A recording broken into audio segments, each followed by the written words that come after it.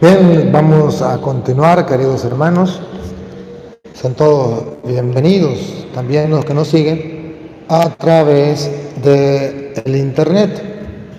Dios nos da la oportunidad de volvernos a encontrar. Y el segmento ya es de preguntas y respuestas.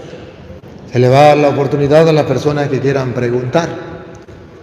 Pero el hermano Luis dejó una pregunta en el aire y habló sobre lo que es el diezmo.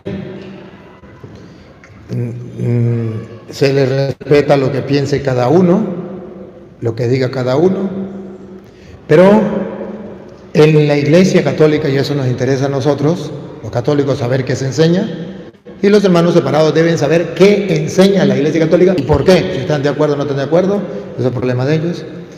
Pero en la Iglesia Católica se enseña que el diezmo significa la 10ª parte, obligatoriamente solo para los sacerdotes, los levitas, las viudas y el huérfano,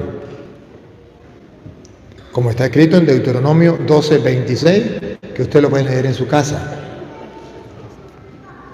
Así está escrito. En el Nuevo Testamento, Jesucristo nuestro Señor, cuando mandó a sus apóstoles por el mundo, según dice allá en San Mateo capítulo 10, versículo 1, del versículo 1 vamos a saltar al 8 para no leerlo todo. Ustedes verán cuando Jesucristo ya en el Nuevo Testamento escoge a sus apóstoles y los envía, la orden que le dio no fue de cobrar el diezmo. Sí los manda a predicar, pero ella no los manda a cobrar el diezmo. Escuchen Mateo 1, 10, 1 y luego saltamos al 8. Jesús llamó a sus 12 discípulos y les dijo. Aquí está claro. Y les dio poder. No me empuje, ya un tico. Aquí está claro que es a sus discípulos, a su iglesia, a sus apóstoles, a los de él. Otra vez. Jesús llamó a sus 12 discípulos y les dio poder sobre los espíritus impuros para expulsarlos y para curar toda clase de enfermedades y dolencias. Siga. Estos son los nombres de los 12 apóstoles. Bueno, ahí están los nombres. Y ahora pongan cuidado cuando los manda, ahí los manda, les da poder, los manda por el mundo. Ahora en el versículo 8 habla específicamente de cómo se van a alimentar, cómo van a trabajar, van a cobrar. ¿Qué dice el maestro? A mí me importa un comino lo que diga un pastor evangélico.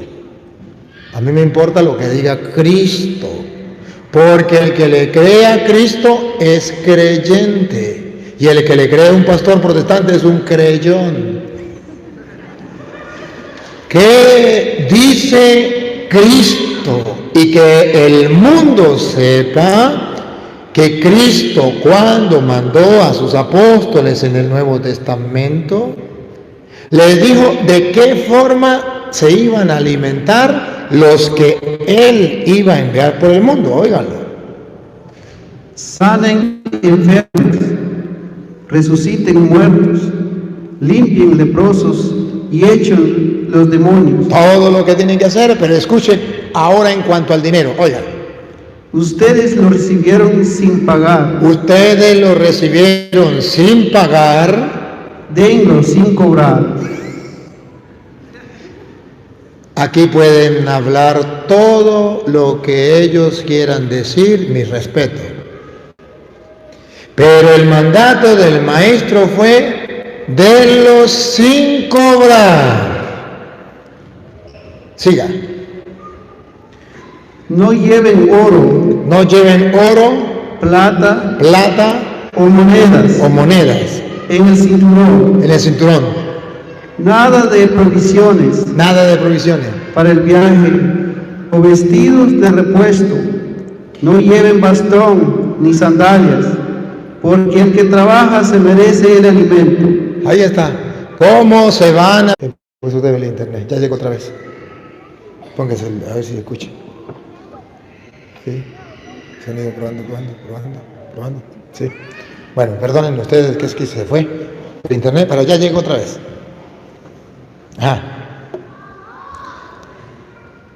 El maestro no mandó a cobrar el diezmo. Los que mandan cobrar el diezmo son los falsos apóstoles de Cristo. Son los falsos. El respeto que merecía el hermano Luis, hablaba del pueblo de Israel. El pueblo de Israel pertenecía al antiguo pueblo de Dios. Ya en el Nuevo Testamento ya no es el pueblo de Israel, es la iglesia de Cristo, la iglesia católica. Y Cristo le dio ese mandato a los apóstoles. El obrero merece su trabajo. El obrero merece su salario. ¿Cómo dice San Pablo en 2 de Corintios capítulo 8, versículo 1 en adelante? ¿Será que San Pablo es verdadero apóstol de Cristo o falso? Verdadero. ¿Qué dice? Analicemos el capítulo 8 de 2 de Corintios, un poquito antes. 2 de Corintios, capítulo 8, católica. Distinto a lo que con que fueron favorecidos las iglesias de Macedonia y perseguidas, su gozo y su extrema pobreza se han convertido en riqueza. Una comunidad, dice, en extrema pobreza, pero que a pesar de que eran pobres, tenían una gran generosidad. ¿Qué está diciendo? Que por muy pobre que sea una persona, siempre tendrá para poder ser generoso con los demás. Que nunca puede sacar excusas, yo soy muy pobre, no puedo dar nada. Dice Pablo, esta comunidad era muy pobre, y a pesar de su grande pobreza, tenía una gran generosidad. Siga. Según sus medios, y lo puedo decir. Otra vez, daban el diezmo. Dice, según sus... Y lo puedo decir por encima de sus... Hicieron, eso se llama libremente, nadie se lo hizo. Bueno, vamos a darle ahí y que el muchacho que está grabando nos lo dé después, porque está el internet está fallando. Y con mucha insistencia. Siga. Nos pidieron este favor y superando nuestras esperanzas, se pusieron ellos mismos a disposición del Señor y de nosotros por voluntad de Dios. Siga. A consecuencia de esto, rogué a Tito, ya que comenzó con ustedes, que llevara también a cabo entre ustedes esta obra de caridad. Le rogó a Tito que llevara también la obra de caridad. La iglesia trabaja de esa manera. Que sea por caridad, que sea por amor. Siga. Ustedes sobresalen en todo, en dones de fe, la palabra y de conocimiento, en entusiasmo, además de que son los primeros en mi corazón. Siga. Traten, pues, de sobresalir en esta obra de generosidad. Traten, la iglesia tiene que tratar de salir en la generosidad. La generosidad es algo propio del cristianismo. Hay que ser generoso, pero espontáneamente, libremente. Sigue. No es una orden. Les doy a conocer el empeño de otros para que demuestren la sinceridad de su amor fraterno. No es una orden. Es que tiene que ser el 10ª parte, o si no se va para el infierno. No es una orden. Sigue. Bien conocen la generosidad de Cristo Jesús. Bien conocen ustedes la generosidad de Cristo Jesús. Nuestro Señor, por ustedes se hizo pobre, siendo rico. Siendo rico, se hizo pobre. Para hacerlos ricos con su pobreza. Para hacernos ricos con su pobreza. Siga. Les doy un consejo. Les conviene actuar, ya que fueron los primeros no solamente en cooperar, sino que el mismo proyecto vino a ustedes hace un año.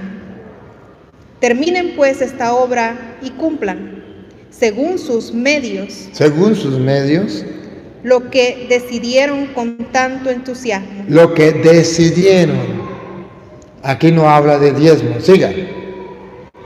Cuando existe el buen propósito, con lo que tenga uno es bien recibido. ¿Otra vez? Cuando existe el buen propósito. Si esos julanos pastores que imponen el diezmo tuviesen un buen propósito, con lo que tenga uno es bien recibido. Y no me empuje. Se conformarían con eso. Cuando existe el buen propósito. Cuando existe un buen propósito, la Iglesia Católica tiene ese buen propósito. Con lo que tenga uno. Con lo que tenga los fieles. Es bien recibido. Es bien recibido. Lo que den, bien recibido. Y ustedes verán que a veces ustedes dan a lo mejor $1 centavo y bien recibido. No los mandan para el infierno. Pero eso es lo que dice la Biblia. Cuando hay un diezmo obligatorio es porque no hay buen propósito. El propósito es enriquecerse. Y escuche lo que viene. Y no se le pide lo que no tiene. Otra vez, cuando hay un buen propósito, otra vez.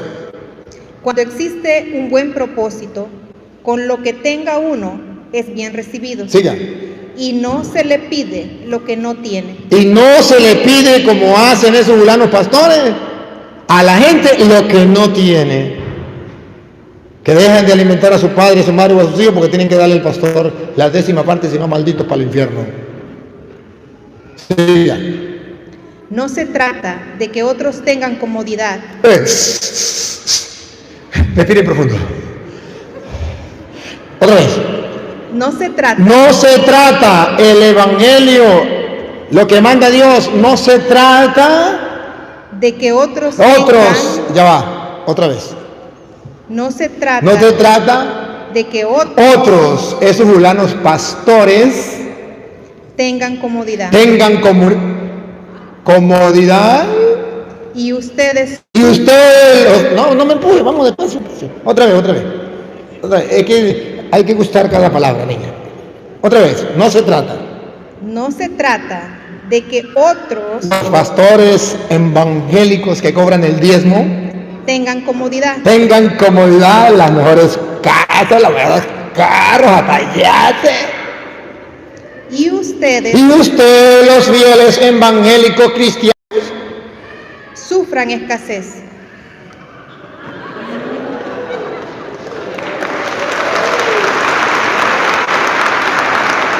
Ese no es el evangelio. Eso es mentiras. Eso es ladronismo. Eso es atraco sin armas, valiéndose de la fe del pueblo. Repítalo y sigue. No se trata de que otros tengan comodidad y ustedes sufran escasez. Miren a los pastores y miren a las ovejas y comparen. Busquen la igualdad. Ese es el evangelio de Jesucristo. Busquen la igualdad. Si son iguales, pues hoy cobra el diezmo el pastor, mañana lo cobra el pobre, más pobre de la comunidad. ¿Claro? ¿Desigualdad? Sigue. Al presente, ustedes dejarán de su abundancia lo que a ellos les falta. Al presente, ustedes van a colaborar con lo que ustedes tienen en abundancia y van a ayudar para que tengan los que les hacen, no los sinvergüenzas que roban llamándose pastores. Siga. Y algún día, ellos tendrán en abundancia. Para que a ustedes no les falte. ¿Será que los pastores devuelven eso que le dan? ¿Sí? ¿Será que cuando ellos tienen la abundancia se lo dan a los fieles? Ese es el evangelio que yo en la iglesia de hoy Porque mañana puede ser que no tenga y otros me van a dar. Pero en los evangélicos no es así. Los pastores agarran y agarran y agarran, todo el tiempo ellos son los que reciben. Mañana aquel necesita y que se muera de hambre. ¿O no?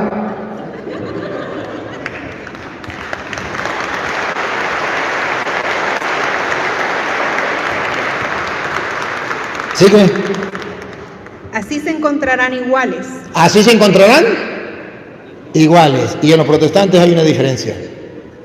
Económicamente, dice el pastor, si dan el diezmo, ustedes verán cómo las compuertas del cielo se abren y cómo ustedes van a tener la teología de la prosperidad. Y van a tener mucho. Y dice, me dijo un evangélico, desde que yo doy, el pastor ha tenido mucho, se le cumplió a él la palabra y yo no. Siga.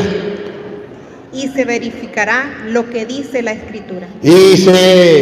Escuche, ¿y qué? Y se verificará. Y se verificará, como estamos verificando ahorita con las Escrituras. Y se verificará, se comprobará lo que dice la Escritura. No lo que digan los pastores evangélicos, a mí qué me importa. Lo que dice la Escritura. ¿Qué dice la Escritura? Paren la oreja, no es el cura Toro, es las Escrituras.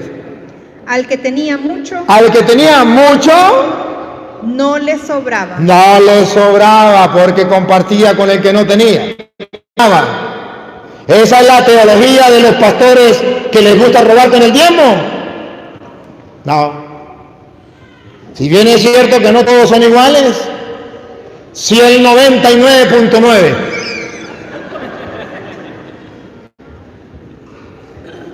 Entonces esa es. Ahora, ¿qué aclara Pablo? ¿Qué aclara? Capítulo 9, versículo 6. ¿Qué aclara?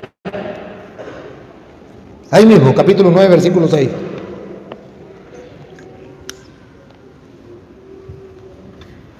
Además, fíjense, quien siembra con mezquinidad cosechará, y quien hace siembras generosas cosechas tendrá.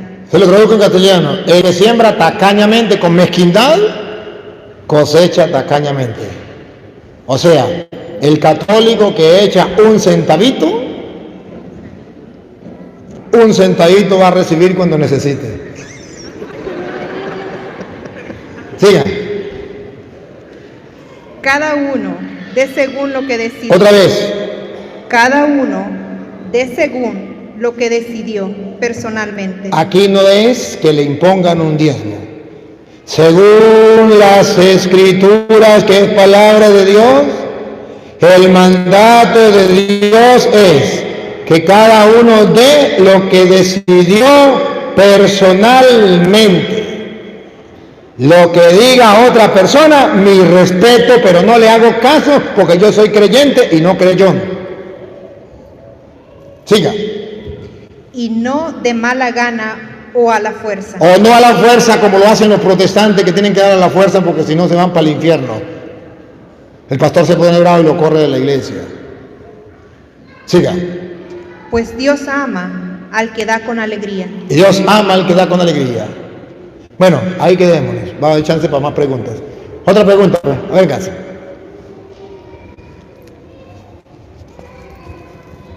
Ahí tiene el micrófono. Póngale el micrófono. Buenas tardes, hermanos de verdad que están presentes. Yo me tengo una pregunta al padre de la historia, ¿verdad? ¿Por qué entonces usted dice, verdad, que el mandato de la iglesia era tener todo en común, verdad? Que los pastores evangélicos se echan el dinero al bolsillo, ¿verdad? ¿Por qué la iglesia en el Concilio de Trento, en el 1545 al 1563, cobró el diezmo y el que no lo pagaba lo excomulgaba?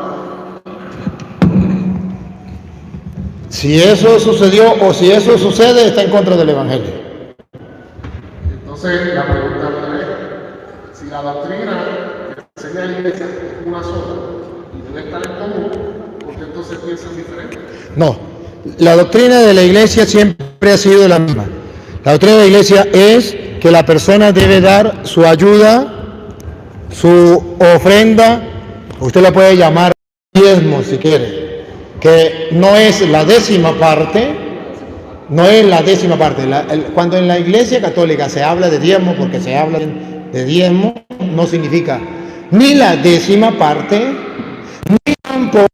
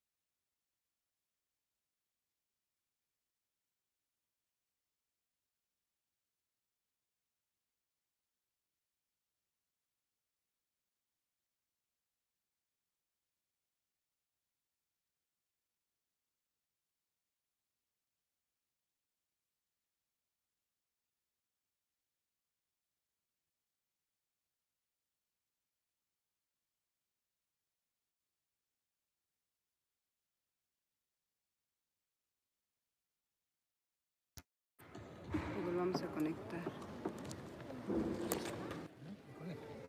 Y vamos a ver nosotros. Ajá. Entonces, si quiere, se pone más bien hacia allá, hacia el lado de la corneta para que agarre. Siempre con este. Sí, así que. Yo la llevo.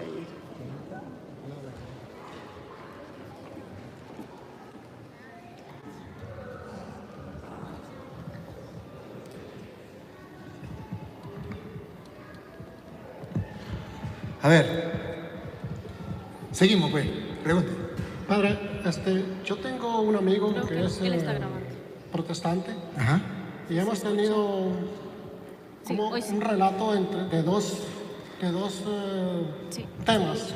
Uno es que él siempre me dice que solo existe una muerte, que no hay segunda muerte. Y el otro es que cuando uno muere tiene que pasar ahí 2000 años, 3000 años hasta que Cristo venga y nos resucite a todos. ¿Qué nos puede decir respecto a eso? Ciertamente existe una muerte corporal, pero también hay una muerte espiritual. Que diga escrituras, si hay muerte, por ejemplo, si usted lee, por ejemplo, Primera de San Juan, capítulo 3, vamos a leerlo del versículo 14 en adelante, y usted verá que San Pablo habla de que hay una muerte espiritual. Incluso desde aquí ya podemos ganarnos esa muerte. Primera de Juan, capítulo 3, versículo, vamos a leerlo desde el 14, dije. Pues el amor a nuestros hermanos es para nosotros el signo de que hemos pasado de la muerte a la vida. De la muerte a la vida. Aquí está hablando de una muerte espiritual. Cuando uno no ama al hermano, está en la muerte. Siga. Y el que no ama está en un estado de muerte. Entonces, en un estado de muerte, es una muerte espiritual. No está hablando de la muerte física. Se le respeta a esa persona. Ahora, que dice que a lo mejor que cuando una persona se muere y muerto el perro se acabó la sarna, hasta ahí llegó, eso no es verdad. Si usted lee, por ejemplo, Apocalipsis capítulo 6, versículo 9, y si no es 6-9 es al revés, 9-6, que no es blanco es negro. Apocalipsis 6-9. Usted verá que hay personas que han muerto físicamente, pero no es como dicen los protestantes, muerto el perro se acabó la sarna. Escuche. Cuando abrió el quinto sello, divisé bajo el altar de los sacrificios las almas de los que fueron degollados a causa de la palabra de Dios. ¿Estaban muertos o no estaban muertos? Los degollaron. ¿Y qué fue lo que vio frente al altar? Las almas. ¿No dicen los protestantes que muerto el perro se acabó la sarna? Vuelvo a decir, a ver. Cuando abrió el quinto sello, divisé bajo el altar de los sacrificios las almas de los que fueron degollados a causa de la palabra de Dios. Aquí nos dice que el alma muere cuando muere el cuerpo. Siga. Por haberla proclamado. Se pusieron a gritar muy fuerte. Estaban muertos, estaban degollados y se comenzaron a gritar. ¿Cómo gritan si están muertos? A gritar fuerte. Dominador, santo y justo, ¿hasta cuándo estarás sin hacer justicia y pedir cuentas por nuestra sangre a los habitantes de la tierra? A los que nos mataron, ¿cuándo le va a pedir cuenta? ¿Quién está hablando? ¿El cuerpo? No, porque ya lo mataron. Está hablando el alma. ¿Cuándo va a ser justicia de nuestra sangre? Nos mataron. ¿Cuándo va a ser justicia? Siga. Entonces les dieron a cada uno un vestido blanco, A esas almas le dieron un vestido blanco, diciéndole que esperaran. Esperen, ve que los que murieron están esperando, pero están vivos.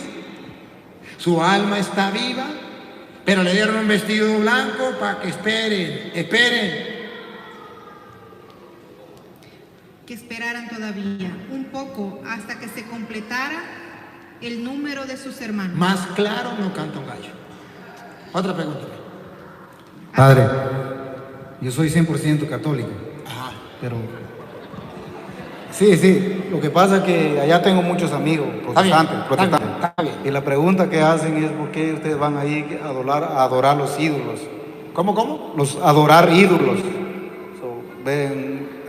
Nos atacan, ¿va? Esa es la pregunta. Sí, Listo. ellos atacan. Listo. Y hablan de la Madre Listo. Santísima María. Listo. Quiero que usted explique a la gente. Quizás hay alguien que Bien. con Ya eso lo entendí. atacan. Ya lo entendí. Gracias. Bueno. Quiero que el mundo entero sepa que entre la mentira de los hermanos separados, he aquí una. Los católicos adoramos ídolos. Los católicos adoran los ídolos. Eso se llama calumnia. Si se detuvieran a pensar qué significa adorar, si se sentaran a buscar la verdad qué significa ídolo, se encontrarían con una sorpresa cara a cara con la verdad. Cuando ellos dicen los católicos adoran ídolos, se lo traduzco en castellano. Los católicos no creen en Dios. Los católicos creen en otro Dios que no es Dios. Y para los católicos solamente hay un solo Dios invisible y todopoderoso, creador del cielo y de la tierra. Que los católicos tenemos imágenes, eso sí es verdad. Pero hay una diferencia grande entre tener una imagen a tener otro Dios. Es una distancia muy grande. Ahí está la calumnia, ahí está la falsedad. Que sepan los protestantes del mundo entero que sí, los católicos tenemos imágenes. Al igual que tienen imágenes los protestantes. En los billetes, en los dólares, tienen imágenes. Así los católicos también tenemos imágenes. Pero que sepan los protestantes del mundo entero que así como los protestantes no creen que esas imágenes que están en los billetes son dioses, tampoco los católicos creemos que las imágenes que tenemos en la iglesia son dioses, que solamente los engañaron. No es culpa de ustedes, es culpa de los falsos profetas que le metieron gato por liebre, que le metieron imagen por ídolo, que le hicieron creer que una imagen era lo mismo que un ídolo. Y para que lo vean con claridad, si yo creo que este hombre es Dios, aun cuando él no sea una imagen, él pasa a ser un ídolo. El día en que yo crea que esta botella de agua es Dios, aun cuando no sea una imagen, pasa a ser un ídolo. El día en que yo crea que una vaca es Dios, aun cuando no sea una imagen, pasa a ser un ídolo, que en castellano significa un ídolo es un Dios falso. Pero que sepan los protestantes del mundo entero que ninguno de nosotros creemos ni enseñamos que la imagen de la Virgen sea Dios. Que eso se lo enseñan los mentirosos en su iglesia. Que sepan los protestantes del mundo entero que la iglesia católica no enseña que la imagen de San Francisco o de cualquier santo es Dios. Que eso lo enseñan en las escuelas falsas de los protestantes, donde mienten y enseñan mentiras. Y el mundo entero ha de descubrir esa mentira tan grande. Si yo, aunque no tenga una imagen, pero creo que un presidente es Dios, eso es un pecado mortal, se llama idolatría. De modo que la Biblia, cuando habla de ídolos, no está hablando de imágenes. Y si yo creyera que una imagen es el Dios que hizo el cielo, la tierra, el mar y cuanto lo llena, que come y bebe y que es todopoderosa, yo entonces estaría creyendo en un Dios falso y sí sería idólatra. Pero nosotros no estamos cometiendo pecado de idolatría teniendo una imagen. Los protestantes están cometiendo un pecado de calumnia al decir que los católicos creemos que esa imagen hizo el cielo, la tierra, el mar y cuanto lo llena y que es nuestro Dios. Están calumniando. Y no lo hacen por maldad, lo hacen por ignorancia. Y no lo hacen por maldad, lo hacen porque se lo enseñaron y repiten sin antes estudiar que enseña la Iglesia Católica. La Biblia no prohíbe las imágenes. En el libro de los Números, capítulo 21, versículo 8, 21, 8, Dios le manda a Moisés a hacer una serpiente y todo el que mira la imagen de la serpiente queda curado, porque Dios no prohíbe las imágenes. Pero cuando el pueblo de Israel en Éxodo capítulo 32 hizo un becerro de oro y dijo: Israel, este es tu Dios, ese pueblo cometió pecado de idolatría porque cambió un Dios verdadero por un Dios falso, creyendo que esa imagen era Dios. Y que sepan los protestantes que nunca nosotros creemos que una imagen es Dios. Y me dijo un día un protestante: es que nosotros los protestantes tenemos imágenes y ustedes los católicos tienen ídolos. ¿Y cómo así? Digo, bueno, porque las imágenes de nosotros son imágenes y las imágenes de ustedes son ídolos.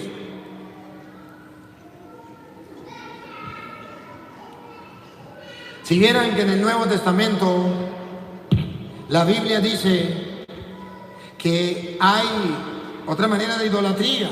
Por ejemplo, en Colosenses capítulo 3, versículo 5, o en Efesios capítulo 5, versículo 5. Ustedes lo pueden escuchar. San Pablo viene a decir que puede existir otro tipo de idolatría que los protestantes no les interesa saberlo, pero que hoy lo vamos a leer. Colosenses 3:5 y Efesios 5:5. Colosenses 3:5 y Efesios 5:5. Por eso no pude esperar más y envié a Timoteo. No. Colosenses 3:5 y Efesios 5:5.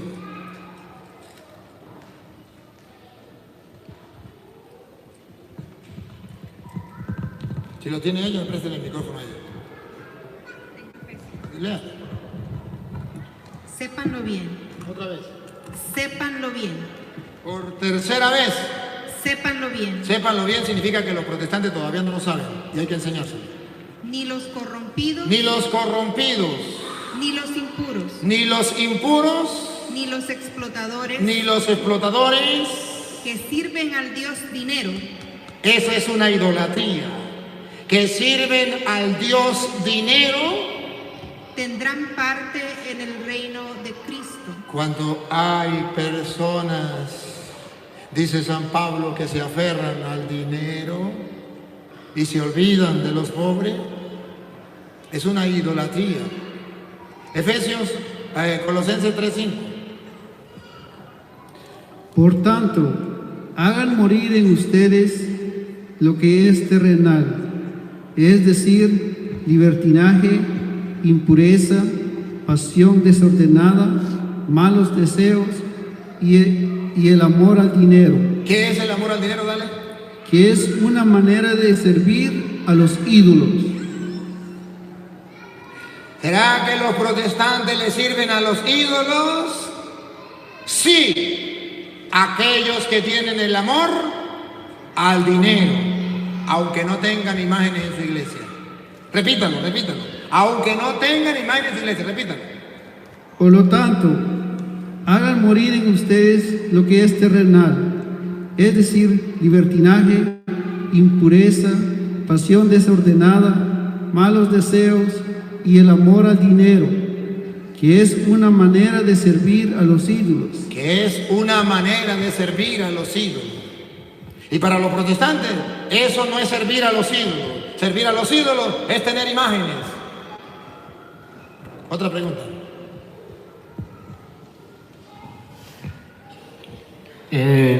Muy buenas noches, Padre Luis. Pues la verdad, es para nosotros, el pueblo católico, una gran bendición estar acá con nosotros. Y pues la verdad, yo soy 100% católico, pero antes, pues yo era católico, pero solo de nombre. Tenía mentalidad protestante.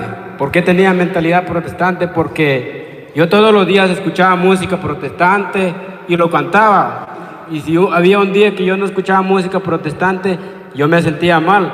Pero gracias a sus enseñanzas en YouTube, a las enseñanzas de Rafael Díaz, yo llegaba a entender que la música protestante pues no es bueno. Pero me lo imagino que todo el pueblo acá, quizás uno de nosotros tiene una duda, pero por miedo, por vergüenza, no nos atrevemos a hacer esa pregunta. Entonces yo quiero, Padre Luis, que nos explique o que nos dé una cita bíblica, el por qué los católicos no tenemos que escuchar música protestante. Muchas gracias, que Dios te lo bendiga. Porque la música es simplemente un canal. Y por ese canal corre lo que se envíe. Es un instrumento por medio del cual se va mandando lo que se quiera mandar. La música transporta un mensaje a la mente y al corazón de quien lo escucha.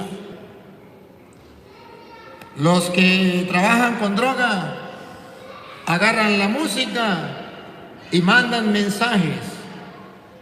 Los que quieren destruir la humanidad con el sexo desenfrenado agarran mensajes y envían mensajes de sexo. Los asesinos envían mensajes a través de ese canal. Los protestantes envían mensajes a través de ese canal. Los católicos enviamos mensajes a través de ese canal. Si viene un canal, un transporte, póngale usted, aquí le llaman mula, ¿es? O ¿cómo es que en Colombia le llaman mula, no? Aquí se llama tráiler. Aquí viene un tráiler cargado, ese tráiler es esa canción. Viene cargado, lo mandaron los protestantes. Usted agarra todo ese tráiler que traiga. ¿Qué va a encontrar? Lo que comen los protestantes, lo que usan los protestantes, todo lo de los protestantes. Si usted viene un tráiler, una canción full de todo lo que dice la Iglesia Católica, ¿qué va a comer? Mire, yo soy venezolano y aquí hay muchos mexicanos. Pongamos el ejemplo. La música es como ese tráiler. Los mexicanos son los evangélicos. Los venezolanos somos los católicos. Vienen los mexicanos, envían un tráiler de su comida llena de ¿qué? De picante. Y yo venezolano, agarro ese tráiler y comienzo a comérmelo. Estoy comiendo comida picante que yo venezolano no estoy acostumbrado. ¿Y sabe cómo se me va a poner la boca? Sí sabe, ¿verdad? Claro. Al revés, si yo venezolano mando ese tráiler y lo agarran los evangélicos, que son los mexicanos, va a agarrar comida que no tiene picante. ¿Y a qué le sabe? A nada. ¿O no? La música es un tráiler que transporta una doctrina, un mensaje, una enseñanza. Cargada de doctrina protestante, la música protestante. cargada de doctrina católica, la música católica. ¿Quiénes están llamados a comer ese trailer de los mexicanos? Pues los mexicanos. Porque los católicos, los venezolanos nos vamos a llenar la boca de picante y no vamos a poder comerla, no la vamos a saborear. ¿Quiénes están llamados a recibir ese trailer de música protestante? Los que son protestantes. ¿Quiénes van a recibir ese trailer de música católica? Los que son católicos. ¿Y qué pasa con los católicos que reciben ese trailer? Pues no saben lo que son, no saben si son chicha o limonada. No sabe a qué grupo pertenece, no sabe a qué grupo va. No sabe, no se identifica, no tiene identificación. Se equivocó. Es un error. ¿Quieren ver un poquitico la doctrina cómo cambia? Una canción sencilla. A edificar la iglesia. A edificar la iglesia. A edificar la iglesia. A edificar la iglesia del Señor. Hermano, ven, ayúdame. Hermana, ven, ayúdame. A edificar la iglesia del Señor.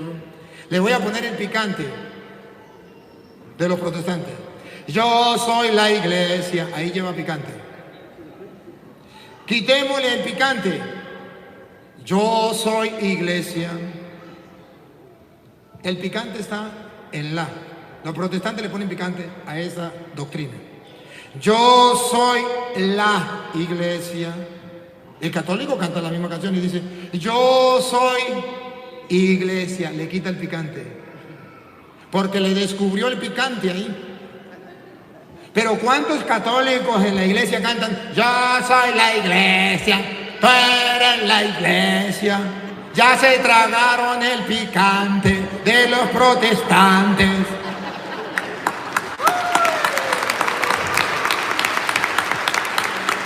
Pero algo tan insignificante.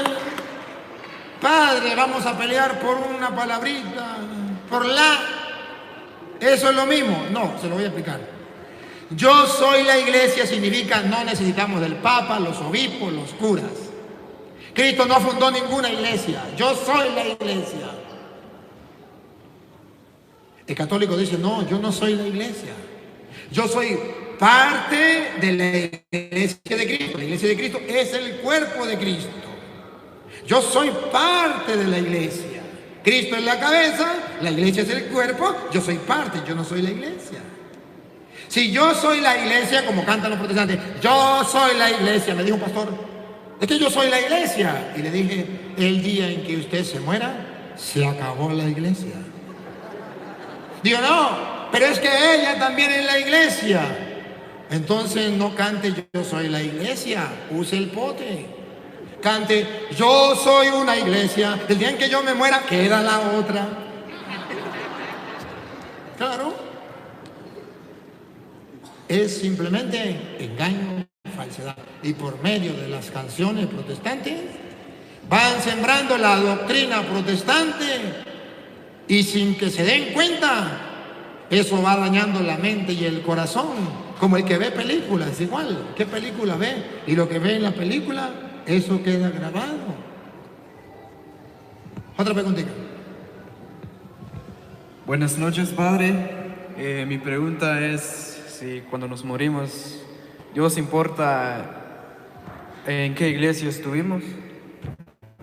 Sí importa en qué iglesia estuvimos. Porque si estamos en la iglesia de Jesucristo, haciendo lo que Él manda, tendremos ganado el reino de los cielos. Y si no, entonces, dice Jesús, los engañaron los pastores. No basta con eso. ¿Qué es necesario? Oigan. Sino el que hace la voluntad de mi Padre del cielo. Ah, el que hace la voluntad de mi Padre que está en el cielo. El que obedece. Y cuando Cristo, por ejemplo, fundó la iglesia, dijo, tú eres Pedro, sobre esta piedra edificaré mi iglesia. Esa es la voluntad de Dios. Poder el infierno no la podrá vencer. A ti te doy la llave del reino de los cielos. Mi voluntad es que Pedro tenga la llave. Lo que ate quedará atado, lo que desate quedará desatado. Esa es mi voluntad. Y no basta con que me diga, Señor, Señor. Hay que hacer la voluntad de Dios.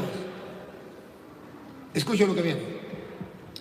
En el día del juicio, En el día del juicio, vamos a ver. muchos No me empujen. Vamos a ver si en el día del juicio todos nos vamos a ir a sentar con Cristo a tomarnos un café. Escuche. me dirán, No, en el día del juicio, los testigos de Jehová, pentecostales, mormones, todas las sectas. Muchos me dirán. Señor, Señor, profetizamos en tu nombre. ¿Quiénes son los que profetizan en el nombre del Señor Jesús? Los evangélicos. Van casa por casa, van a la plaza, en los trabajos, en todas partes, andan profetizando en el nombre del Señor. Señor, hemos profetizado en su nombre. Siga. Y en tu nombre arrojamos los demonios. ¿Quiénes son los que expulsan demonios? Los evangélicos. Los evangélicos andan expulsando demonios en todas partes, menos donde hay. Los evangélicos. Sigan. Y en tu nombre hicimos muchos milagros. ¿Quiénes son los que hacen milagros? Porque aquí sí hay poder. Aquí sí hay poder. En la Iglesia Católica no hay poder. ¿Quiénes son los que hacen milagros? Otra vez. ¿Y en tu nombre? Y en tu nombre hicimos muchos milagros. ¿Quiénes son los que hacen milagros en el nombre del Señor Jesús? Los evangélicos. Ahora escuche la respuesta de Jesús. Vengan todos, porque eso no importa. Al fin y al cabo eso es lo mismo. Total, predicaron la palabra en mi nombre. Total, expulsaron demonios en mi nombre. Total, hicieron milagros en mi nombre. Vengan. ¿Cuál es el problema? Vamos a tomarnos un café todos. Vamos a ver si es verdad lo que dicen los protestantes o es mentira. ¿Qué dice el Señor? Dale. Yo les diré entonces. Siéntese a tomarnos un café. Vamos a ver, paren la oreja. No los reconozco. Aléjense de mí todos los malhechores. Se quedaron con las ganas de sentarse a tomarse un café. Les engañaron, le cayeron a mentiras. Por eso Dios me ha mandado como sacerdote del Dios Santísimo a mostrarle con la palabra de Dios que eso es falso, de toda falsedad.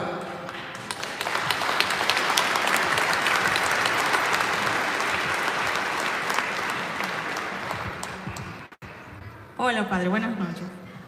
Esta pregunta la envía un ateo y dice, ¿por qué se dan dos genealogías a Jesús? La de Mateo y la de Lucas. Porque allí el interés que tiene Mateo es distinto al interés de San Lucas. Es por el interés que tiene de mostrar, de enseñar. Porque San Mateo quiere enseñar una cosa y San Lucas quiere enseñar otra cosa. Por eso la genealogía es distinta. Ninguno de los dos quiere ser un libro de historia. Los dos en enseñar en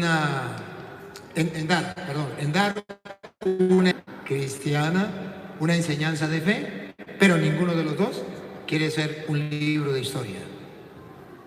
Sino el uno de esta manera dice la enseñanza y de esta manera dice la enseñanza. Por eso usted verá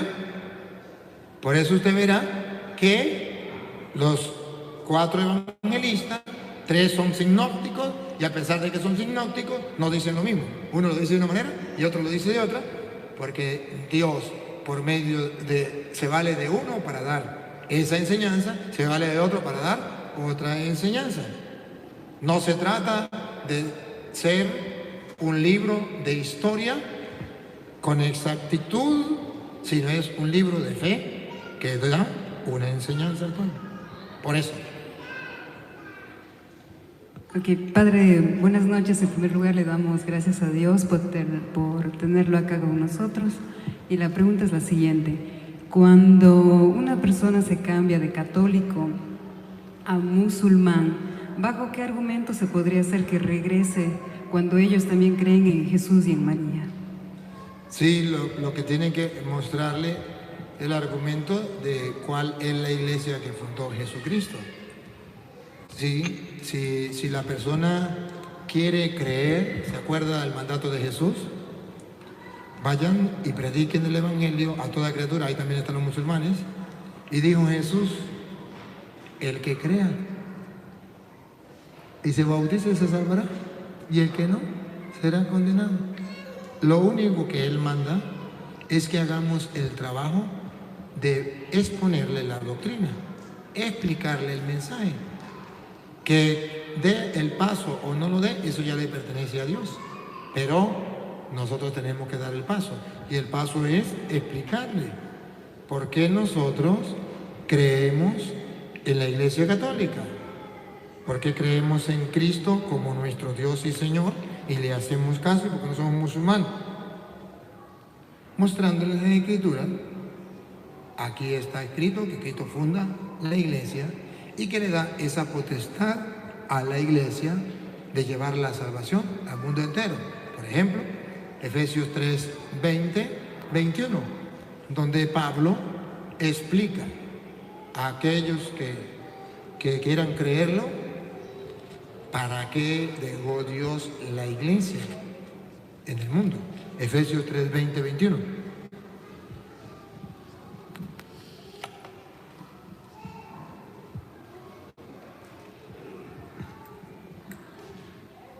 A Él la gloria en la Iglesia. Eso se le puede mostrar a Dios. La gloria se le da en la Iglesia. Siga. Y en Cristo Jesús. No solamente en Cristo Jesús. Cristo es la cabeza, la Iglesia es su cuerpo. Y a Dios se le da la gloria en el cuerpo completo. Cuerpo y cabeza. A Dios la gloria en la Iglesia y en Cristo Jesús. Siga. Por todas las generaciones. Eso nunca va a cambiar. Siga. Y todos los tiempos. Así tiene que ser por siempre. Amén. Amén significa, eso es lo que Dios ha dicho y así tenemos que asumirlo, y el que lo quiera creer lo cree, y el que no lo quiere creer no lo cree. En resumen, a cualquier persona, sea atea, sea de otra religión, sea lo que sea, se le ha de predicar el mensaje cristiano, la palabra del Señor. Así lo hizo Pablo cuando le predicaba a los que no creían, los sacaban corriendo. Se reían, se acuerda del rey que le dice, Pablo, por poco y me convierte. Y le dice Pablo, ojalá y fuera por poco o mucho que se convirtiera. Entonces, Dios nos invita a llevarle el mensaje a todos y no obligar a nadie, sino que sepamos que vamos a sembrar la semilla.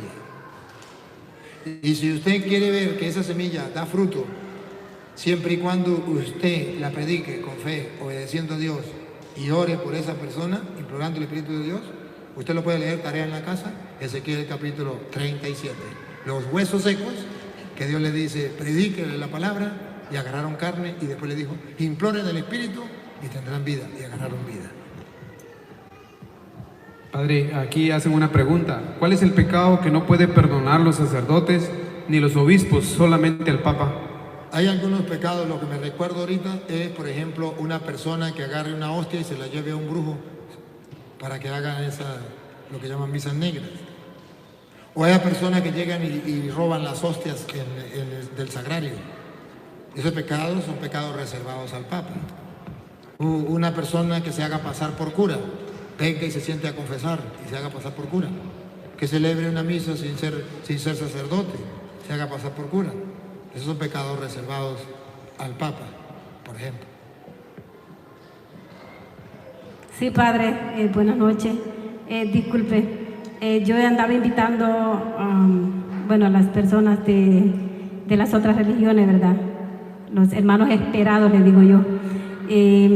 Yo le dije a este hermano que viniera acá y me dice, ese padre es un descarado, me dijo. Y yo le dije, ¿por qué? Porque él dice que Dios es el esposo de María. Y le dije yo, entonces vamos y vaya a desencararlo usted mismo con la Biblia, lleve su Biblia y demuéstrele a dónde dice. Y después reflexioné y dije yo, le di gracias a Dios porque dije yo, Él ya sabe quién es el Padre Toro y eso me alegré mucho. Que Dios lo bendiga. Amén. Y que sepa que sí soy un descarado.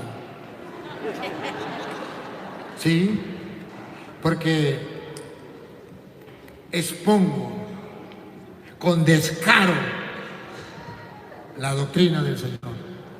Y cuando uno expone algo con descaro, es un descarado. Ya va,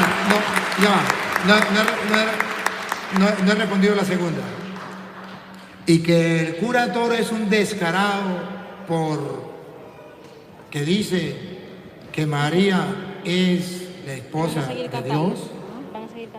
El primer descarado fue San Pablo, que le escribió a los Gálatas capítulo 4, versículo 4, que efectivamente Dios quiso tener por esposa a una mujer, y esa fue María. Y ustedes lo van a ver. Cuando un hombre quiere tener un hijo, ¿qué va a buscar? Pues una mujer, una esposa, para tener un hijo, si es cristiano. Y Dios es más cristiano que cualquiera.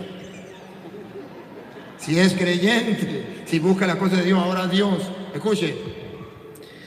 Pero cuando llegó la plenitud de los tiempos, Dios envió...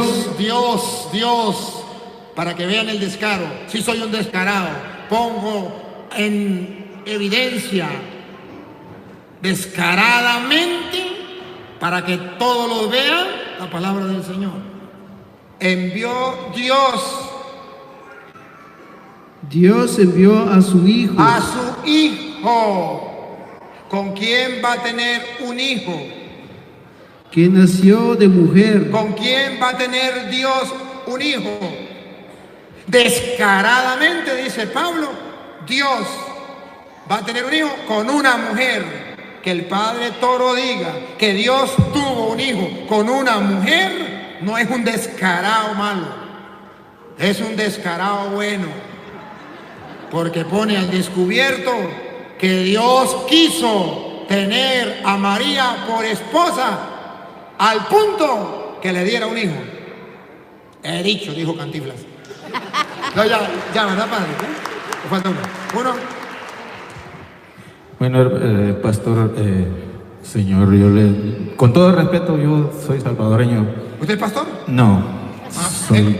¿Es cristiano evangélico? Pues quisiera ser, o quisiera ser un católico verdadero, pero me quiero acercar porque yo lo vi por televisión también. No, pero yo quisiera saber con quién hablo. Y con Santo Mendoza, pero tenía que... ¿Pero es católico? Un abrazo primero, o la mano. ¿Okay? Bienvenido. Le doy las gracias a Dios. Disculpe. Hablemos en castellano. ¿Es católico o no es católico?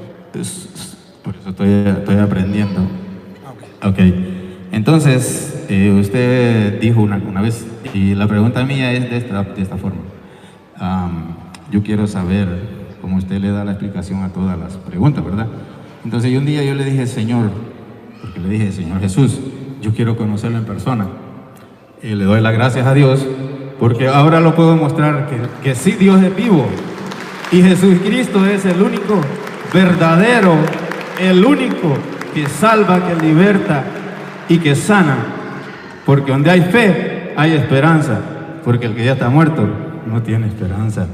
Y yo le doy gracias a Dios porque le puedo dar un abrazo. Yo hace 3 meses lo pedí y le dije, yo lo quiero tener cara a cara conmigo, para que él me conteste una pregunta. Que cuando uno muere, ¿dónde queda el limbo? El limbo. Ajá. Porque yo lo he escuchado. Sí, el limbo es una manera de decir que no sabemos qué pasa. Cuando yo por ejemplo, usted le dice algo a una persona y la persona no sabe responderle, queda en el limbo. En el limbo significa no sabe qué es, dónde va. Eso es el limbo. El limbo no es un lugar. El limbo es que si usted me dice a mí, por ejemplo, en la luna hay carros. Yo me quedo en el limbo. No puede disculparme. Yo me quedo en el limbo porque no sé si hay o no hay. Eso es el limbo. Ok, ahora la otra pregunta es que dice, ¿en dónde está el purgatorio? Yo quiero saber. ¿El purgatorio tiene la Biblia ahí? Sí. Ah, búscamela. Yo quisiera Con saber. todo el gusto, y Dios le ha dado a este hermano, le ha concedido encontrarse conmigo para que mire donde dice la Biblia que existe el purgatorio. Búsquelo. San Mateo, capítulo 5, yo le tengo el micrófono y le pongo el micrófono. San Mateo, capítulo 5, versículo 25 en adelante. Y gracias por su pregunta. Mateo 5, 25. Y mientras él lo encuentra, debo decirle que purgatorio viene de purgar, de purificar, de pagar una deuda que usted tenía.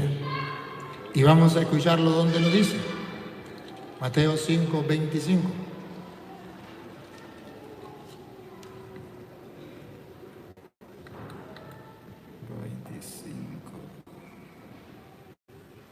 De cierto te digo. ¿Puedo ir haciéndole eco a la palabra? De cierto os digo, significa, ¿va a hablar mentiras o va a hablar verdad? Verdad. ¿Y quién es el que va a hablar la verdad? Jesús. Jesucristo. Él ya dijo la verdad, ahora nos queda a nosotros o creerle o no creerle, porque para que le creyéramos comenzó diciendo, de cierto os digo, que traducido al castellano significa, en verdad les digo.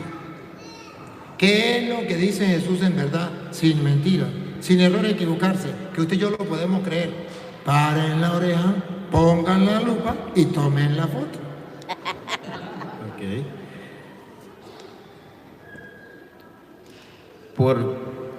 Ponte de acuerdo con tu adversario, ponte entre tanto que estás con él en el camino, no sea que el adversario te entregue al juez. Aquí está, hablemos. Ponte de acuerdo con tu adversario mientras vas de camino, ¿a dónde? Al juez, al juicio. ¿Quién es el juez? Dios. Dios. ¿Cuál es el juicio? Cuando Dios nos juzgue. Ponte de acuerdo mientras vas de camino, mientras estás vivo, antes de llegar al juez, ponte de acuerdo en el camino. ¿Qué pasa si no se pone de acuerdo con su adversario en el camino? ¿Qué va a pasar?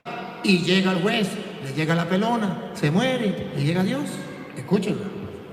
Y el juez al alguacil y seas echado en la cárcel. Si no se puso de acuerdo con su adversario y tenía odio en su corazón y se murió, ¿a dónde lo va a mandar el juez? A la cárcel. ¿Eso es cierto o es falso? Cierto, porque Jesús dijo, de cierto os digo. Ahora miren esa cárcel. Vamos a tomar la foto para ver si esa cárcel es el infierno, el cielo o el purgatorio. Dale para que usted mismo se dé cuenta esa cárcel. Lo metan a la cárcel. De cierto te digo. Otra vez dice de cierto, no es mentira. Que no saldrás de allí hasta que pagues el último cuadrante.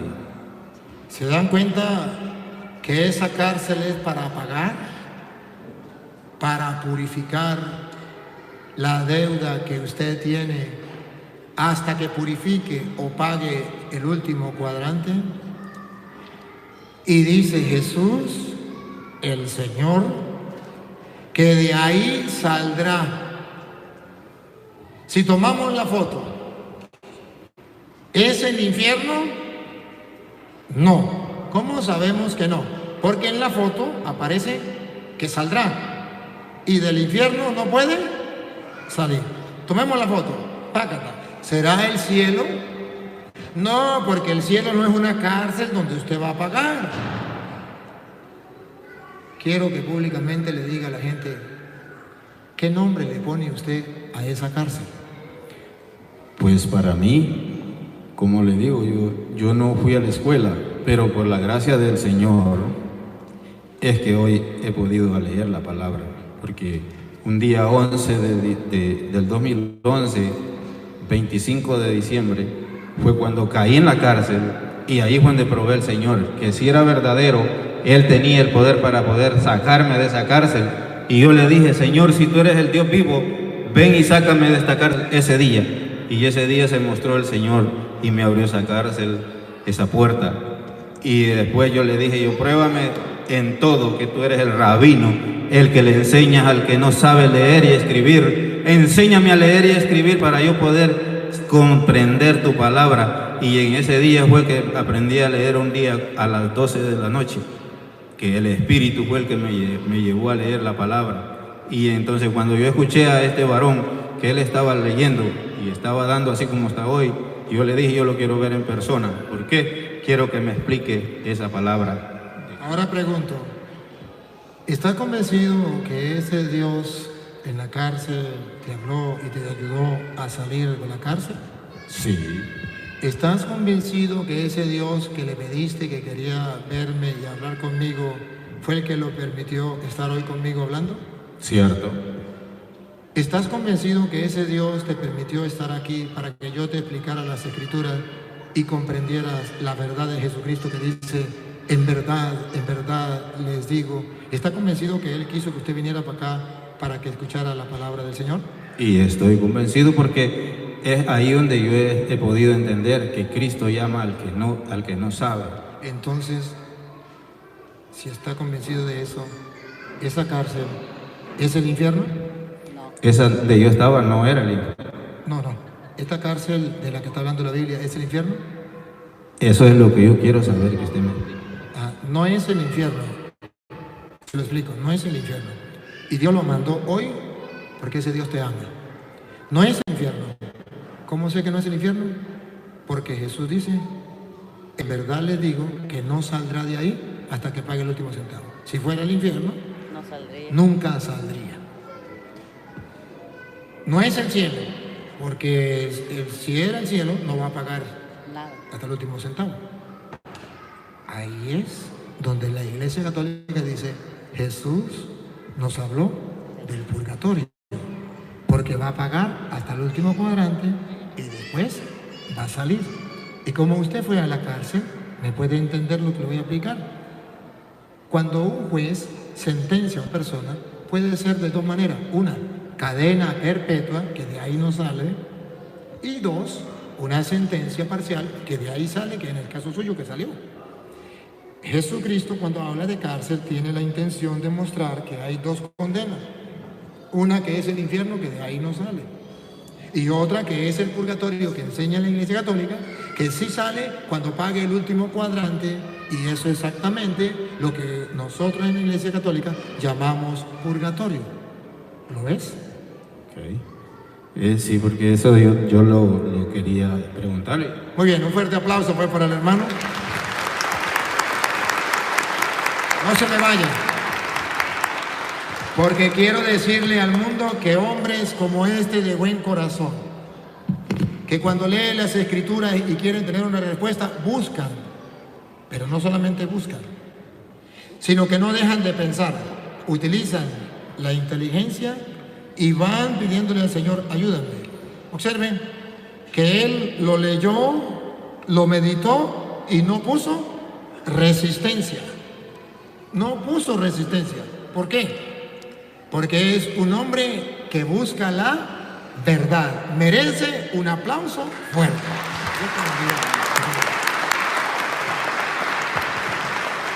Ya puede